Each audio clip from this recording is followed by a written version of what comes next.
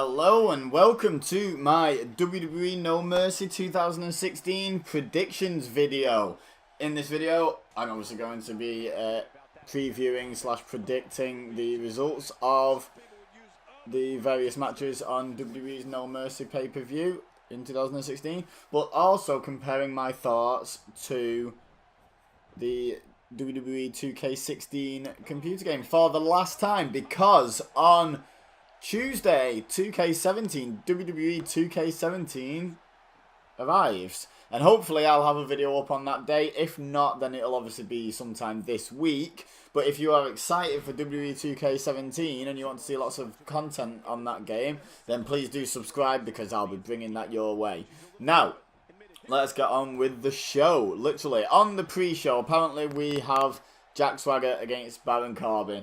I didn't do a prediction match on 2K16, so, and honestly, Baron Corbin I'm going to pick.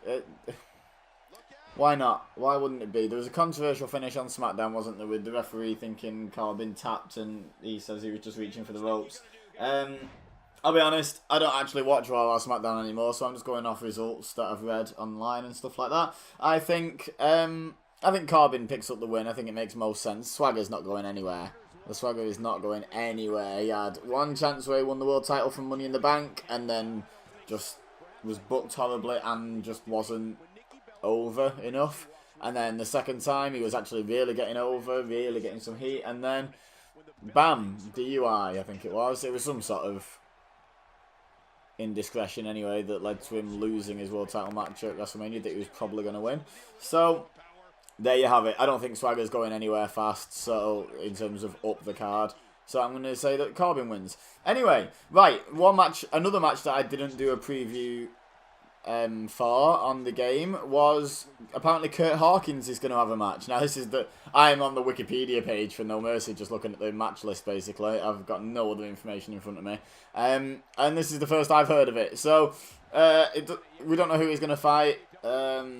Local talent and win, or is he going to be used as enhancement talent? You let me know in the comment section down below. Let me know in the comment section down below what you think is going to happen in all of these matches, not just the Kurt Hawkins one. Let me know your predictions and why as well, if you've got any reasoning behind it. But yeah, I think Kurt Hawkins is going to win. I think he's been built up. He's not, I'm not going to say he's going to win the world title and all that, but I think he's not going to be an out-and-out jobber, because they wouldn't have done the video packages for him and stuff like that, so, in the promos.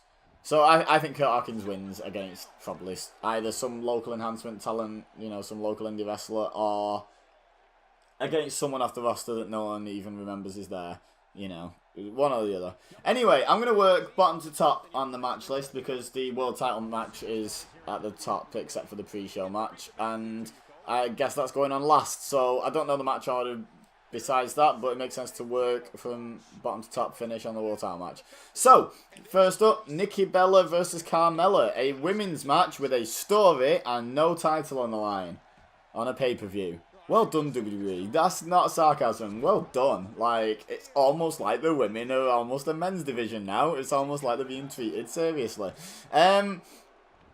I'm trying to think what I've heard from the build-up of this match. I feel like Nikki Bella probably owes Carmella a pinfall now, because Carmella kicked her out of the Women's Championship elimination match at the last pay-per-view at Backlash, didn't she? So I think Nikki Bella's probably due a win in return.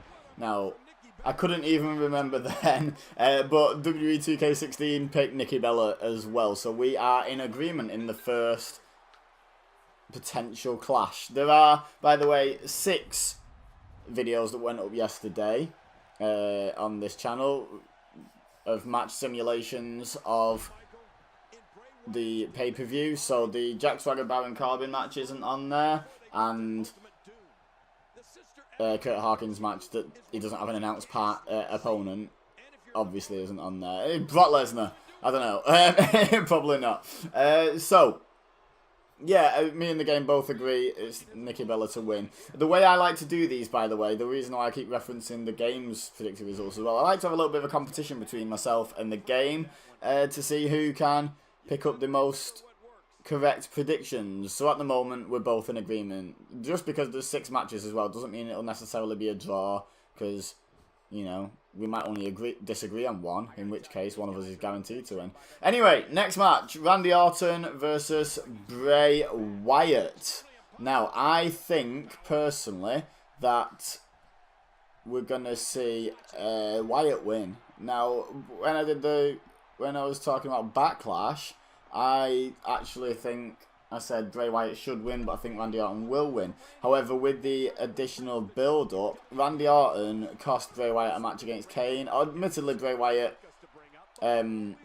injured Orton in story. Obviously, Orton was still not cleared after the Brock Lesnar match. But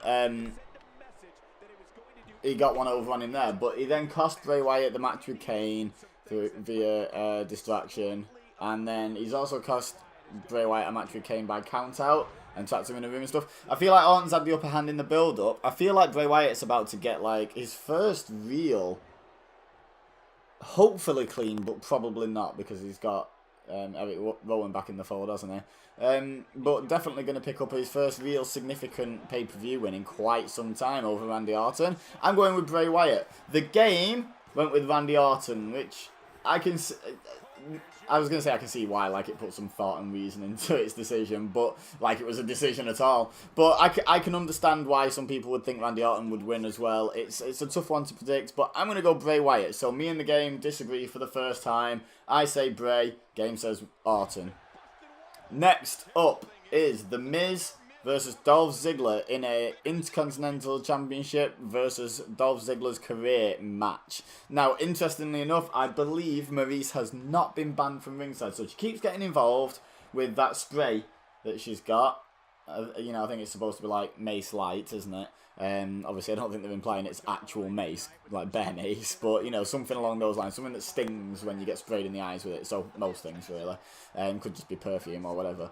But, so she's not been banned from ringside, which I thought was going to be the stipulation going into this match. But apparently not. Apparently instead it's Dolph Ziggler's career. And when I first heard that, I thought, right, so Ziggler wins the title.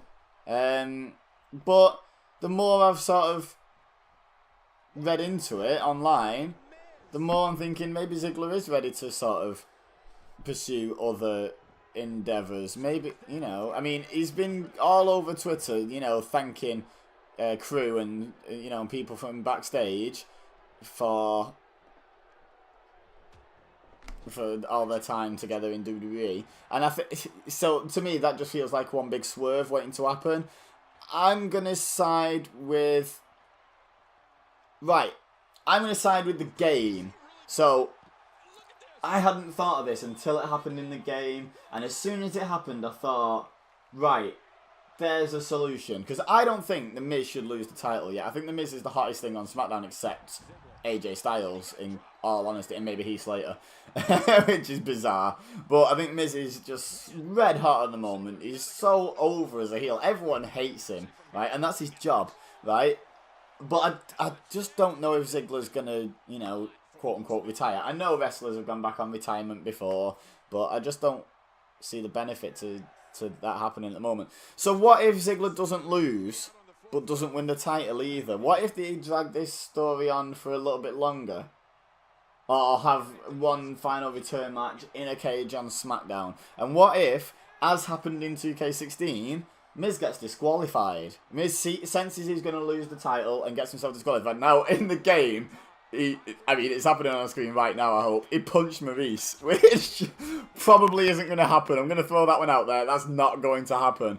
But what if he deliberately, you know, manhandles the referee or just plain out-and-out Maryse gives him a weapon and he just uses it in front of the referee, or he low blows Ziggler? There's loads of ways that Ziggler can win the match and not the title. Miz could walk away from it. It's only a mid-card match. I don't feel like pay-per-views matches are important to have a clean result when they're not the main event. I don't, you know, it's still a bit undesirable, but I feel like if they're trying to get some serious heat on Miz and not trying to get rid of Ziggler, I think this is the best way to go, in all honesty. An actual win for Miz and retiring Ziggler, Yeah, it's heat, but Ziggler's over, but I don't think retiring him would gain you any more heat from the fans. I don't think anyone would care that much, is my honest opinion. So I think cheating to retain the title but losing the match and then, hey, look at that, stipulation. I mean, look, they could keep this going for quite a while. As long as they keep it fresh, as long as they keep it evolving, these two work well together. What about if at Survivor Series you have Team Miz against Team Ziggler? You know, just to keep them away from a one-on-one match. Or you finish the feud at SmackDown in a cage or something. And Ziggler wins the title. I don't know. Would Miz be as hot without the title? Has he finished his contract negotiations with Daniel Bryan? I feel like while that story's still going on, Miz needs to keep the title. Anyway, my prediction is I'm going to copy the game. And I shouldn't do this, but as soon as it happened, I thought, that is genius. That is the sort of thing the WWE creative staff would do and actually get right for once. I'm not saying the creative staff are usually genius by any stretch of the imagination, but yeah, so I'm going to go with that. I'm going to go with a Ziggler win by disqualification or a Ziggler win, but not a title win. So the same as the game, basically. Disqualification, whatever. Right. That was a long time talking about that game, that match. Now, Heath Slater and Rhino against the Usos for the WWE SmackDown Tag Team Championships. Part of me wants to say, oh, it's too soon, you know, to take the titles off Slater and Rhino. You know, they're red hot, the fans are really into them, blah, blah, blah, blah, blah, blah, blah. But how many times can the Usos lose high-profile matches soon after turning heel and not get buried? And also, who's going to challenge Heath Slater and Rhino for the tag titles if the Usos drop out the picture? You know, from a heel standpoint. Unless they do face v face with like American Alpha or whatever, then yeah, okay. But the Ascension, the Vaudevillains, they've not been built up to be credible threats. Now, both in NXT were great tag teams, but in the main roster, both have been less than great tag teams, to be quite honest. Whereas the team with the most momentum that's not in this match would probably be American Alpha.